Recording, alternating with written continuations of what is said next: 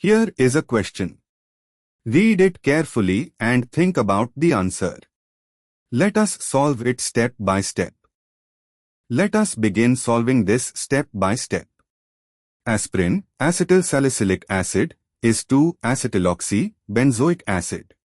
It contains two functional groups, an ester group, acetate, OC, is equal to O, CH3, and a carboxylic acid group, CO2H, on an orthosubstituted benzene ring.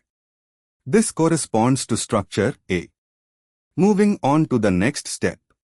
Determine behavior in a basic environment, intestine. In a basic, alkaline, environment, acidic protons are removed by base. The relevant acidic functional groups in aspirin are the carboxylic acid, CO2H, pK 3.5, and the ester oxygen, not acidic under physiological conditions. The phenol ester, acetate, is more resistant to simple deprotonation under mild basic conditions compared to the carboxylic acid. Moving on to the next step. Which group gets deprotonated first? The carboxylic acid, CO2H, has a pK of approximately 3.5, making it the most acidic group. In the basic environment of the intestine, pH 6 to 8, the carboxylic acid will be deprotonated to form the carboxylate anion, CO2-. The acetate ester group, -OC, is equal to O, CH3, is not a simple acid and would not be deprotonated under these conditions. It remains intact.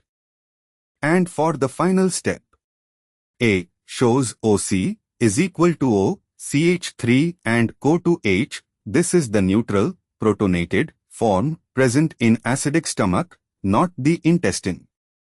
B shows O and CO2CH3. This represents a different compound, methyl salicylate derivative, not aspirin's intestinal form. C shows OC is equal to O, CH3 and CO2-. The acetate ester is retained and the carboxylic acid is deprotonated to carboxylate. This is correct for the basic intestinal environment. D shows O and C is equal to O, or this would require deprotonation of the ester oxygen, which is not chemically reasonable under intestinal pH conditions. In the basic intestinal environment, the carboxylic acid of aspirin loses its proton to become a carboxylate anion, CO2-, while the acetate ester group remains unchanged, giving structure C. Therefore, the correct answer is C. Therefore, the correct answer is option C.